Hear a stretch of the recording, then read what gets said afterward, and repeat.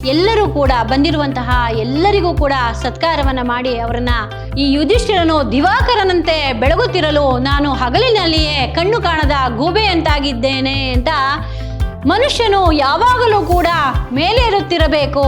ಕೊನೆಯದಾಗಿ ಸಭಾಭವನದಲ್ಲಿ ನಡೆದಂತಹ ವೃತ್ತಾಂತ ಇದು ನಿನಗೂ ಕೂಡ ಗೊತ್ತು. ಜಾಗವನ್ನ ಅವನು ನೆಲವೆಂದು ಭಾವಿಸಿ ಆ ಸರೋವರದ ಒಳಗೆ ಬಿದ್ದು ಹೋಗ್ತಾನೆ. ಇದನ್ನು ನೋಡಿದಂತಹ ಕೃಷ್ಣ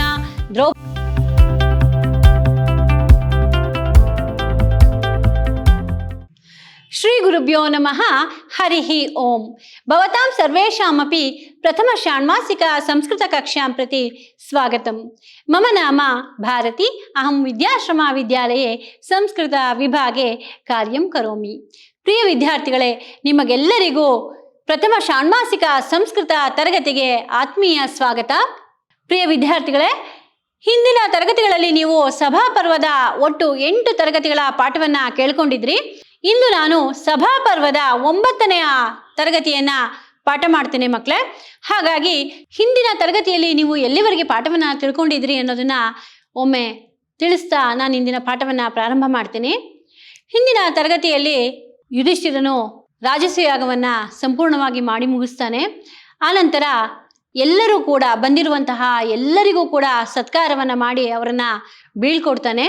ಎಲ್ಲರೂ ಕೂಡ ರಾಜನಾದ ಯುಧಿಷ್ಠಿರನನ್ನ ಬಹಳವಾಗಿ ಹೊಗಳುತ್ತಾ ವೈಭವದಿಂದ ನಡೆದಂತಹ ರಾಜಸ್ಸು ಯಾಗದ ಬಗ್ಗೆ ಪ್ರಶಂಸೆಯನ್ನು ಮಾಡುತ್ತಾ ಎಲ್ಲರೂ ತಮ್ಮ ತಮ್ಮ ಜಾಗಗಳಿಗೆ ತೆರಳುತ್ತಾರೆ. ಅದಾದ ನಂತರ ದುರ್ಯೋಧನನಾದರೂ ಅಲ್ಲಿಯೇ ಕೆಲವು ಕಾಲ ಉಳಿಯೋಣ ಎಂದು ಹೇಳಿ ಅಲ್ಲೇ ಉಳಿದಿರ್ತಾನೆ. ಹೀಗೆ ಇರುವಾಗ ಅವನು ಒಮ್ಮೆ ಮಾಯಾಸಭೆಯನ್ನು ಪ್ರವೇಶ ಮಾಡ್ತಾನೆ. ಪ್ರವೇಶ ಮಾಡಿದಾಗ ಅಲ್ಲಿ ಕಮಲಗಳಿಂದ ತುಂಬಿದಂತಹ ಸರೋವರದಂತಿರುವಂತಹ ಜಾಗವನ್ನು ಅವನು ನೆಲವೆಂದು ಭಾವಿಸಿ ಆ ಸರೋವರದ ಒಳಗೆ ಬಿದ್ದು ಹೋಗ್ತಾನೆ. ಇದನ್ನು ನೋಡಿದಂತಹ ಕೃಷ್ಣ, ದ್ರೌಪದಿ ಹಾಗೂ ಭೀಮ ಎಲ್ಲರೂ ಕೂಡ ಅವನನ್ನು ಅಪಹಾಸ್ಯಕ್ಕೀಡು ಮಾಡ್ತಾರೆ. ಅಂದರೆ ಎಲ್ಲರೂ ಕೂಡ ನಗ್ತಾರೆ. ದುರ್ಯೋಧನನು ಕೃಷ್ಣ, ದ್ರೌಪದಿ ಹಾಗೂ ಭೀಮರ ಅಪಹಾಸ್ಯಕ್ಕೀಡಾಗ್ತಾನೆ. ಅನಂತರ ಅವನಿಗೆ ಬಹಳ ಅವಮಾನ ಆಗುತ್ತೆ. ತಕ್ಷಣ ಎದ್ದೇಳಕ್ಕೆ ಹೋಗ್ತಾನೆ. ದ್ವಾರವೆಂದು ಭಾವಿಸಿ ಅವನು ಗೋಡೆಗೆ ತನ್ನ ತಲೆಯನ್ನು ಹೊಡೆಸ್ಕೊಳ್ತಾನೆ. ಅನಂತರ ಭೀಮನ ಸಹಾಯದಿಂದ ಹೊರಗೆ ಬರ್ತಾನೆ. ಆಮೇಲೆ ಏನಾಗುತ್ತೆ ಅಂದರೆ, ಆನಂತರ ತನ್ನ ನಗರಕ್ಕೆ ಹೊರಟಂತಹ ದುರ್ಯೋಧನನು ಶಕುನಿಯ ಬಳಿಯಲ್ಲಿ ಹೇಳ್ತಾನೆ, ಮಾವ ನಾವು ಪಾಂಡವರ ನಾಶಕ್ಕಾಗಿ ಎಷ್ಟೇ ಪ್ರಯತ್ನ ಪಟ್ಟರೂ ಕೂಡ ಅವೆಲ್ಲವೂ ಕೂಡ ವಿರುದ್ಧವಾಗಿಯೇ ಪರಿಣಮಿಸ್ತಾ ಇದೆ. ನಾವು ಪಾಂಡವರನ್ನ ನಾಶ ಮಾಡಬೇಕು ಅಂತ ಎಷ್ಟೇ ಪ್ರಯತ್ನ ಮಾಡಿದ್ರೂ ಕೂಡ ಎಲ್ಲವೂ ಕೂಡ ವಿರುದ್ಧವಾಗಿಯೇ ಪರಿಣಮಿಸ್ತಿದೆ ಅಂತ ಹೇಳಿ ತನ್ನ ಅಳಲನ್ನು ಶಕುನಿಯ ಬಳಿಯಲ್ಲಿ ಹೇಳ್ಕೊತಾನೆ. ಅದೇ ಅಳಲು ಏನು ಹೇಳ್ಕೊಂಡ ಮುಂದೆ ಅನ್ನೋದನ್ನ ನಾವು ಇಂದಿನ ದಿನದ ಪಾಠದಲ್ಲಿ ನೋಡೋಣ. ಭೀಮಸ್ಯ ಮಾರಣೋಪಾಯಸ್ತು ವಾರಾಣಾಯುತ ಬಲ ಪ್ರಾಪ್ತ್ಯುಪಾಯೋ ಬಭೂವ. ಏನಾಯ್ತು ಇವಾಗ? ಭೀಮನಿಗಾದರೂ ಭೀಮನ ಮರಣಕ್ಕೆ ಮಾಡಿದ ಉಪಾಯವು ಆತನಿಗೆ 10,000 ಆನೆಗಳ ಬಲವನ್ನ ತಂದುಕೊಡುವುದರ ಸಾಧನವಾಯಿತು. ಏನಂತ ಹೇಳ್ತಾನೆ? ಈ ರೀತಿಯೆಲ್ಲ ಆಗಿದ್ದು ಆ ಭೀಮನಿಗೆ 10,000 ಆನೆಗಳ ಬಲ ಸಿಕ್ತಂಗೆ ಆಯಿತು. ನಂತರ ಕೃಷ್ಣ ವರ್ತಮ ಪ್ರಯೋಗಸ್ತು ಕೃಷ್ಣಾಲಾಭ ವರ್ತಮಾಸೇತ್. ಏನಂತಾನೆ? ಅಗ್ನಿಯ ಪ್ರಯೋಗವಾದರೂ ದ್ರೌಪದಿಯನ್ನ ಪಡೆಯುವ ಹಾದಿಯಾಯಿತು. ನಂತರ ಖಾಂಡವನ ವಿಳಂಬಸ್ತು ಗಾಂಡೀವೋಪಲಂಬ ಹೇತುರಭೂತ್. ನಂತರ ಹೇಳ್ತಾನೆ, ಖಾಂಡವನವನ್ನ ನೀಡಿದ್ದು ಗಾಂಡೀವನ ಪ್ರಾಪ್ತಿಗೆ ಕಾರಣವಾಯಿತು. ನಂತರ ಅಧುನಾತು ಯುಧಿಷ್ಠಿರೇ ದಿವಾಕರ ಇವ ದೀಪ್ಯಮಾನೆ ಅಹಂ ದಿವಾಂದಹ ಸಂವೃತ್ತೋಸ್ಮಿ. ಏನಂತ ಹೇಳ್ಕೊತಾ ಇದ್ದಾನೆ? ಶಕುನಿ ಹತ್ರ ಎಲ್ಲ ತನ್ನ ನೋವನ್ನ ಹೇಳ್ಕೊತಾ ಇದ್ದಾನೆ. ಯಾರು? ದುರ್ಯೋಧನ. ಮುಂದೆ ಏನು ಹೇಳ್ತಾನೆ ಅಂದರೆ, ಈಗಲಾದರೂ ಯುಧಿಷ್ಠಿರನು ದಿವಾಕರನಂತೆ ಶೋಭಿಸುತ್ತಿರಲು ನಾನು ಹಗಲಿನಲ್ಲಿಯೇ ಕಣ್ಣು ಕಾಣದ ಗೂಬೆಯಂತಾಗಿದ್ದೇನೆ ಅಂತ ಹೇಳ್ಕೊತಾನೆ. ಯಾರಿಗೆ ಹತ್ರ ಹೇಳ್ಕೊತಾ ಇದ್ದಾನೆ ಇದನ್ನೆಲ್ಲ? ಶಕುನಿಯ ಹತ್ರ ಹೇಳ್ಕೊತಾ ಇದ್ದಾನೆ. ತನ್ನ ಮಾವನಾದ ಶಕುನಿಯ ಬಳಿಯಲ್ಲಿ ಎಲ್ಲವನ್ನ ಹೇಳ್ಕೊತಾ ಇದ್ದಾನೆ ತನ್ನ ನೋವನ್ನ. ಪುರತಃ ಗಚ್ಚಾಮಹ ಮಹಾಂತಮರ್ಥ ಶಶಿ ಮುಪದೀಕೃತ್ಯ ಅಯಮಹಂ ಇತಿ ರಾಜ್ಞಃ ಸಮಯಂ ಪ್ರತಿಪಾಲಯತಾಂ ಭೂಪಾನಾಮೇಕ ತಮೇನಾಪಿ ನಾಹಂ ಗಣಿತಃ ಗಜೇಂದ್ರ ಸನ್ನಿಧೌ ಮಾರ್ಜಾರ ವದಿತಶ್ಚೇತಶ್ಚ ಧಾವನ್. ಅನಂತರ ಹೇಳ್ತಾನೆ, ಅಪಾರ ಸಂಪತ್ತನ್ನು ಕಾಣಿಕೆಯನ್ನಾಗಿ ಅರ್ಪಿಸುತ್ತಾ ನಾನು ನಾನು ಎಂದು ಆ ರಾಜನ ಸಮಯವನ್ನು ಕಾಯುತ್ತಿದ್ದ ಯಾವ ಒಬ್ಬ ಅರಸನೂ ನನ್ನನ್ನು ಲೆಕ್ಕಿಸಲಿಲ್ಲ ಅಂತ ಹೇಳ್ತಾನೆ. ಏನು ಹೇಳ್ತಾನೆ? ಗಜೇಂದ್ರನ ಮುಂದೆ ಓಡಾಡುತ್ತಿದ್ದಂತಹ ಬೆಕ್ಕಿನಂತಾಗಿತ್ತು ನನ್ನ ಪರಿಸ್ಥಿತಿ ಅಂತ ಹೇಳ್ತಾನೆ. ಯಾರು? ದುರ್ಯೋಧನ ಶಕುನಿಗೆ ತನ್ನ ನೋವನ್ನು ಹೇಳ್ತಾ ಇದ್ದಾನೆ. ನಂತರ ರತ್ನವ್ಯಯೇ ನಿಯುಕ್ತೇನ ಚ ಮಯಾ ಸರ್ವಂ ಯುಗಾಪತ್ ಕ್ಷಯಪಯಿತುಂ ಪ್ರವೃತ್ತೆ ನಾಪ್ಯ ಕ್ಷಯ್ಯತೆಯ ತದ್ರಾಶೇಃ ತಸ್ಯೈವ ರಾಜ್ಞೋ ವಾದಾನ್ಯಾಕ ಗುಣಃ ಪೂರಿತೋ ನಾತ್ಮನೋ ಮನೋರಥಃ. ಏನಂತ ಹೇಳ್ತಾನೆ?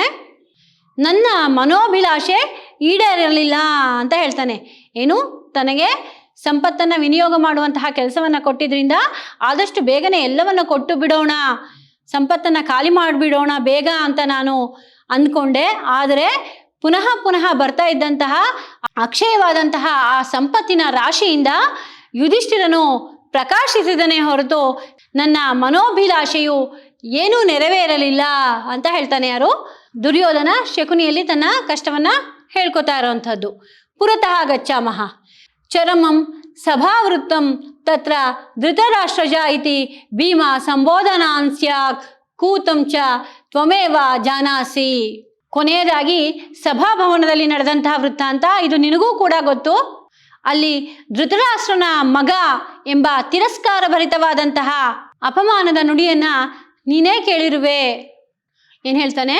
ಕೊನೆಯಲ್ಲಿ ಸಭಾಭವನದಲ್ಲಿ ನಡೆದ ವೃತ್ತಾಂತ ಅಂತ ಹೇಳ್ಬಿಟ್ಟು ಇನ್ನೂ ಹೇಳ್ತಾ ಇದ್ದಾನೆ. ಏನು ಹೇಳ್ತಾ ಇದ್ದಾನೆ? ಭೀಮನು ಸಭಾಭವನದಲ್ಲಿ ಎಲ್ಲರೆದುರಿಗೂ ಕೂಡ ಧೃತರಾಷ್ಟ್ರನ ಮಗ ಎಂದು ಹೇಳುವಂತಹ ಭೀಮನ ತಿರಸ್ಕಾರವಾದಂತಹ ನುಡಿಯನ್ನ ನೀನೇ ಕೇಳಿರುವೆ. ಪಾರ್ಥಿವ ಸಾರ್ವಭೌಮಾದಿ ಶಬ್ದಾಶ್ಚ ನಿರುಪಚರಿತಾಸ್ತ ಸ್ಮಿನ್ನೇವ ರೂಢಾಃ ತಸ್ಮಿನ್ನೇವ ರೂಢಾಃ. ಪಾರ್ಥಿವ ಸಾರ್ವಭೌಮ ಎನ್ನುವಂತಹ ಎಲ್ಲ ಶಬ್ದಗಳು ಕೂಡ ಅವನಿಗೆ ಅನ್ವಯಿಸುತ್ತಿವೆ. ಪಾರ್ಥಿವ ಸಾರ್ವಭೌಮ ಮೊದಲಾದ ಶಬ್ದಗಳೆಲ್ಲವೂ ಕೂಡ ಅವನಿಗೆ ಅನ್ವಯಿಸುತ್ತಿದೆ ಅಂತ ಹೇಳ್ತಾನೆ. ದುರ್ಯೋಧನ ಶಕುನಿಯ ಬಳಿಯಲ್ಲಿ ಎಲ್ಲ ನೋವನ್ನ ಹೇಳ್ಕೊತಾ ಇರೋವಂಥದ್ದು. ಪುರತಃ ಗಚ್ಚಾಮಃ ಮಮ ಪುನರ್ಗೇಹೇನ ದಿನಃ ಕಿಮನೆಯ ಬಲಿ ಭುಗ್ಜಿ ವಿಖಯ ಇತಿ ಸ ಪ್ರಾಯಂ ಮುಪವಿವೇಶ. ಆನಂತರ ಏನಾಗತ್ತೆ? ಮನೆಯಲ್ಲೇ ನರ್ತಿಸುವಂತಹ ನನ್ನ ಜೀವನದಿಂದ ಏನು ಪ್ರಯೋಜನ? ಏನು? ಮನೆಯಲ್ಲೇ ಜೀವಿಸುವಂತಹ ನನ್ನಿಂದ ಏನು ಪ್ರಯೋಜನ ಎಂದು ಹೇಳಿ ದುರ್ಯೋಧನನು ಉಪವಾಸ ಮಾಡಲು ಪ್ರಾರಂಭಿಸಿದನು. ಭೋಹೋ ಕಿಮಿತ್ಯಸ್ಥಾನೇ ನಿರ್ವೇದ ಸದಾ ವ್ಯುತ್ತಿಷ್ಠಮಾನೇನ ಹಿ ಪುರುಷೇಣ ಭಾವ್ಯಂ. ನಂತರ ಶಕುನಿ ದುರ್ಯೋಧನನಿಗೆ ಹೇಳ್ತಾನೆ, ಏಕೆ ಅನುಚಿತ ವಿಷಯದಲ್ಲಿ ಇಷ್ಟೊಂದು ಸಂತಾಪವನ್ನ ಪಡುತ್ತಿರುವೆ ಅಂತ ಹೇಳ್ತಾನೆ. ಯಾರಿಗೆ? ದುರ್ಯೋಧನನಿಗೆ ಶಕುನಿ. ಮನುಷ್ಯನು ಯಾವಾಗಲೂ ಕೂಡ ಮೇಲೇರುತ್ತಿರಬೇಕು. ಯದಿ ಪರೇಶಾಂ ವೃದ್ಧಿಂನ ಸಹಸೆ ತರ್ಹಿ ದೇವನೇನ ತಾಮ ಪಹರಾಮಿ. ಇತರರ ಅಭಿವೃದ್ಧಿಯನ್ನ ನೀನು ಸಹಿಸಲಾರದೆಯಾದರೆ, ನೀನು ಇತರರ ಅಭಿವೃದ್ಧಿಯನ್ನ ಸಹಿಸೋದಕ್ಕಾಗೋದಿಲ್ಲ ಅಂತ ಅಂದ್ರೆ ಜೂಜಿನಿಂದ ನಾನು ಅದನ್ನ ಅಪಹರಿಸುತ್ತೇನೆ ಅಂತ ಹೇಳ್ತಾನೆ. ಯಾರು? ಶಕುನಿ. ನಂತರ ಧನಬಲಾಭ್ಯಾಂ ಪಕ್ಷಾಭ್ಯಾಂ ಮುಧ್ಯಚ್ಛ ಮಾನೋಪಿ ಪುರುಷ ಉಪಾಯರಜ್ಜುನ ಪಾರ್ಯತೆ ಶಕುನಿ ರಿವಾದ ಪಾತಯಿತೋಂ. ಧನಬಲಾಭ್ಯಾಂ ಪಕ್ಷಾಭ್ಯಾಂ ಮುಧ್ಯಚ್ಛ ಮಾನೋಪಿ ಪುರುಷ ಉಪಾಯರಜ್ಜುನ ಪಾರ್ಯತೆ ಶಕುನಿ ರಿವಾದ ಪಾತಯಿತುಂ ತದಲಂ ವಿಷದ್ಯ ಇತಿ ಸಾಂತ್ವಯತ ಸೌಬಲನೆ ದತ್ತಹಸ್ತಃ ಸ ದುರ್ಮತಿಃ ಪಿತರಂ ಕಥಂಚಿದಭ್ಯುಪಗಮಪ್ತ್ಯ ತೇನ ದೇವನ ಸಭಾಂ ಕಾರಯಾಮಾಸ. ಅನಂತರ ಶಕುನಿ ದುರ್ಯೋಧನನ ಸಮಾಧಾನ ಮಾಡ್ತಾನೆ. ಏನಂತ ಸಮಾಧಾನ ಮಾಡ್ತಾನೆ ಅಂದರೆ, ರೆಕ್ಕೆಗಳಿಂದ ಹಕ್ಕಿಯಂತೆ ಹಾರಾಡುತ್ತಿರುವಂತಹ ಪುರುಷನನ್ನಾದರೂ ಉಪಾಯವೆಂಬ ಹಗ್ಗದಿಂದ ನಾನು ಕೆಳಗೆ ಬೀಳಿಸಬಲ್ಲೆ. ಆದ್ದರಿಂದ ನೀನು ದುಃಖಿಸಬೇಡ ಎಂದು ಶಕುನಿಯು ದುರ್ಯೋಧನನನ್ನ ಸಾಂತ್ವನಗೊಳಿಸ್ತಾನೆ. ಈ ರೀತಿಯಾಗಿ ಶಕುನಿಯಿಂದ ಸಂತೈಸಲ್ಪಟ್ಟಂತಹ ದುರ್ಯೋಧನನು ತನ್ನ ತಂದೆಯನ್ನ ಹೇಗೋ ಒಪ್ಪಿಸಿ ದ್ಯೂತ ಸಭಾ ಮಂದಿರವು ನಿರ್ಮಾಣಗೊಳ್ಳುವಂತೆ ಮಾಡಿದನು. ಯಾರು? ದುರ್ಯೋಧನನು. ಯಾವಾಗ ಶಕುನಿ ಇಷ್ಟೊಂದು ಸಾಂತ್ವನವನ್ನ ಹೇಳಿದ್ನೋ ಜೂಜಿಗಾಗಿ ಸಭಾಮಂದಿರವು ನಿರ್ಮಾಣವಾಗುವಂತೆ ತನ್ನ ತಂದೆಯನ್ನು ಒಪ್ಪಿಸಿ ಆ ಜೂಜಿಗಾಗಿ ಒಂದು ಸಭಾಮಂದಿರವನ್ನು ನಿರ್ಮಾಣ ಮಾಡಿದನು. ಯಾರು? ದುರ್ಯೋಧನ. ಶಕುನಿಯ ಮಾತನ್ನು ಕೇಳಿ ಸಭಾಮಂದಿರವನ್ನು ನಿರ್ಮಾಣ ಮಾಡ್ದ. ಈ ರೀತಿಯಾಗಿ ಇಂದಿನ ಪಾಠವು ಇಲ್ಲಿಗೆ ಮುಕ್ತಾಯವಾಗಿದೆ ಮಕ್ಕಳೇ. ಇವತ್ತಿನ ಪಾಠದ ಸಾರಾಂಶವನ್ನು ಒಮ್ಮೆ ನೋಡೋಣ. ಯಾವಾಗ ಅವಮಾನಕ್ಕೊಳಗಾದಂತಹ ದುರ್ಯೋಧನನು ಅಲ್ಲಿಂದ ಹೊರಬರ್ತಾನೆ, ಭೀಮನ ಸಹಾಯದಿಂದ ಹೊರಗೆ ಬರ್ತಾನೆ. ಹೊರಗೆ ಬಂದು ತನ್ನ ದುಃಖವನ್ನೆಲ್ಲ ತನ್ನ ಮಾವನಾದ ಶಕುನಿಯಲ್ಲಿ ಹೇಳ್ಕೊತಾನೆ. ತನ್ನ ನಗರಕ್ಕೆ ಹಿಂದಿರುಗುವಾಗ ಎಲ್ಲ ತನ್ನ ಕಷ್ಟಗಳನ್ನು ಅವನು ಹೇಳ್ಕೊತಾನೆ. ಈ ರೀತಿಯ ಅವಮಾನ ಆಯಿತು, ನಾವು ಎಷ್ಟೇ ಪಾಂಡವರನ್ನ ನಾಶ ಮಾಡಬೇಕು ಅಂತ ಹೋದ್ರೂ ಕೂಡ ಪರಿಸ್ಥಿತಿ ಎಲ್ಲ ವಿರುದ್ಧವಾಗಿಯೇ ನಡೀತಾ ಇದೆ.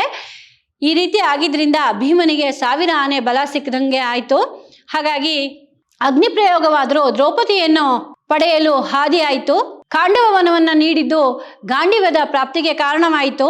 ಈಗಲಾದರೂ ಯುಧಿಷ್ಠಿರನು ದಿವಾಕರನಂತೆ ಶೋಭಿಸುತ್ತಿರಲು ನಾನು ಕಣ್ಣು ಕಾಣದ ಗೂಬೆಯಂತಾಗಿದ್ದೇನೆ. ಅಪಾರವಾದಂತಹ ಕಾಣಿಕೆಯನ್ನ ಅರ್ಪಿಸುತ್ತಾ ನಾನು ಎಂದು ಆ ರಾಜನ ಸಮಯವನ್ನು ಕಾಯುತ್ತಿದ್ದ ಯಾವುದೇ ಒಬ್ಬ ಅರಸನು ಕೂಡ ನನ್ನನ್ನು ಲೆಕ್ಕಿಸಲಿಲ್ಲ ಅಂತ ದುರ್ಯೋಧನ ಶಕುನಿಯಲ್ಲಿ ಬೇಜಾರು ಮಾಡ್ಕೊಳ್ತಾನೆ. ಯಾವನೊಬ್ಬನು ಕೂಡ ನನ್ನನ್ನು ಯಾವ ರಾಜನು ಕೂಡ ಲೆಕ್ಕಿಸಲಿಲ್ಲ. ಗಜೇಂದ್ರನ ಮುಂದೆ ಓಡಾಡುವಂತಹ ಬೆಕ್ಕಿನಂತಾಗಿತ್ತು ನನ್ನ ಪರಿಸ್ಥಿತಿ. ಸಂಪತ್ತಿನ ವಿನಿಯೋಗಕ್ಕಾಗಿ ನನ್ನನ್ನು ನೇಮಿಸಿದ್ದರಿಂದ ಆದಷ್ಟು ಬೇಗ ಸಂಪತ್ತನ್ನೆಲ್ಲ ಕೊಟ್ಟು ಖಾಲಿ ಮಾಡಿಬಿಡೋಣ ಅಂದರೆ ಅಕ್ಷಯ ಪಾತ್ರೆಯಂತೆ ಆ ಹಣದ ರಾಶಿ ತುಂಬುತ್ತಲೇ ಇತ್ತು. ಅದರಿಂದ ಯುಧಿಷ್ಠಿರನ ದಾನ ಗುಣವು ಪ್ರಕಾಶವಾಯಿತೇ ಹೊರತು ನನ್ನ ಮನೋಭಿಲಾಷೆಯು ಯಾವುದೂ ಕೂಡ ಈಡೇರಲಿಲ್ಲ.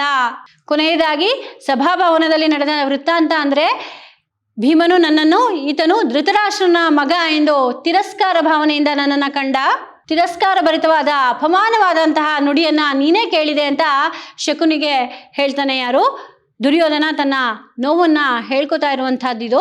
ಯುಧಿಷ್ಠಿರನ ಪಾರ್ಥಿವ ಸಾರ್ವಭೌಮ ಅನೇಕ ಶಬ್ದಗಳಿಂದ ಎಲ್ಲರೂ ಹೊಗಳ್ತಾ ಇದ್ರು. ಈ ಎಲ್ಲ ಹೆಸರುಗಳು ಕೂಡ ಅವನಿಗೆ ಅನ್ವಯಿಸ್ತಾ ಇತ್ತು. ಮನೆಯಲ್ಲೇ ನರ್ತಿಸುವಂತಹ ನನ್ನ ಜೀವನದಿಂದ ಏನು ಪ್ರಯೋಜನ, ನಾನು ಉಪವಾಸ ವ್ರತವನ್ನ ಕೈಗೊಳ್ತೇನೆ ಅಂತ ಹೇಳ್ತಾನೆ. ಯಾರು?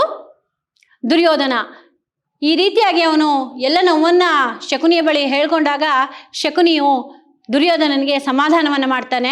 ಏನಂತ ಮಾಡ್ತಾನೆ ಅಂತ ಹೇಳಿದ್ರೆ, ನೀನು ಬೇರೆಯವರ ಅಭಿವೃದ್ಧಿಯನ್ನು ನೀನು ಸಹಿಸಿಕೊಳ್ಳಲಾಗುವುದಿಲ್ಲ ಅಂದರೆ ನಾನು ಏನು ಮಾಡ್ತೇನೆ ಅಂದರೆ ಜೂಜಿನ ಮುಖಾಂತರ ಈ ಎಲ್ಲವನ್ನ ಕೂಡ ನಾನು ಪರಿಹಾರ ಮಾಡ್ತೇನೆ. ಅಂದರೆ ನೀನು ಬೇರೆಯವರ ಅಭಿವೃದ್ಧಿಯನ್ನು ಸಹಿಸಲಾರೆಯಾದರೆ ನಾನು ಜೂಜಿನ ಮುಖಾಂತರ ಅವೆಲ್ಲವನ್ನು ಕೂಡ ಅಪಹರಿಸುತ್ತೇನೆ. ಧನಬಲವೆಂಬ ರೆಕ್ಕೆಯಿಂದ ಹಾರಾಡುತ್ತಿರುವಂತಹ ಮನುಷ್ಯನನ್ನು ಕೂಡ ಉಪಾಯವೆಂಬ ಹಗ್ಗದಿಂದ ನಾನು ಕೆಳಗಿಳಿಸುತ್ತೇನೆ. ಆದ್ದರಿಂದ ನೀನು ದುಃಖಿಸಬೇಡ ಎಂದು ಹೇಳಿದಂತಹ ಶಕುನಿಯ ಸಾಂತ್ವನದ ಮಾತುಗಳನ್ನು ಕೇಳಿ ದುರ್ಯೋಧನನು ಸಮಾಧಾನ ಮಾಡ್ಕೋತಾನೆ. ನಂತರ ಆ ದುರಾತ್ಮನು ತನ್ನ ತಂದೆಯನ್ನ ಬಲವಂತವಾಗಿ ಈ ಜೂಜಿಗೆ ಒಪ್ಪಿಸಿ ಒಂದು ಜೂಜಿನ ಸಭಾಮಂದಿರವನ್ನ ನಿರ್ಮಾಣ ಮಾಡ್ತಾನೆ. ಆ ದುರಾತ್ಮನು ತನ್ನ ತಂದೆಯನ್ನ ಹೇಗೋ ಒಪ್ಪಿಸಿ ದ್ಯೂತ ಸಭಾಮಂದಿರವು ನಿರ್ಮಾಣವಾಗುವಂತೆ ಮಾಡಿದನು ಎನ್ನುವಲ್ಲಿಗೆ ಇಂದಿನ ಪಾಠ ಮುಕ್ತಾಯವಾಗಿದೆ ಮಕ್ಕಳೇ. ಈ ಕತೆ ನಿಮಗೆ, ಇವತ್ತಿನ ಕತೆ ನಿಮಗೆಲ್ಲರಿಗೂ ಕೂಡ ಅರ್ಥ ಆಗಿದೆ ಅಂತ ಭಾವಿಸಿದ್ದೀನಿ. ಹಾಗಾಗಿ ನಾವು ಚಿತ್ರಗಳ ಮುಖಾಂತರ ಯಾಕೆ ಈ ಪಾಠವನ್ನು ತಿಳಿಸ್ತಾ ಇದ್ದೀನಿ ಅಂತ ಹೇಳಿದ್ರೆ, ಈ ಚಿತ್ರಗಳನ್ನ ನೋಡುವುದರ ಮುಖಾಂತರ ನಿಮಗೆ ಕತೆ ಚೆನ್ನಾಗಿ ನೆನಪಿರುತ್ತೆ ಎನ್ನುವಂತಹ ಉದ್ದೇಶದಿಂದ ಈ ಚಿತ್ರಗಳ ಮುಖಾಂತರವಾಗಿ ನಿಮಗೆ ನಾನು ಪಾಠವನ್ನು ಹೇಳ್ತಾ ಹೋಗ್ತಾ ಇದ್ದೀನಿ ಮಕ್ಕಳೇ. ಹಾಗಾಗಿ ಇಂದಿನ ಪಾಠದ ಸಾರಾಂಶ ಇಲ್ಲಿಗೆ ಮುಕ್ತಾಯವಾಗಿದೆ. ಸಭಾಪರ್ವ ಪಾಠದ ಮುಂದಿನ ಭಾಗವನ್ನ ಮುಂದಿನ ತರಗತಿಯಲ್ಲಿ ನೋಡೋಣ. ಅಲ್ಲಿಯವರೆಗೂ ಧನ್ಯವಾದ. ಶುಭ ದಿನ.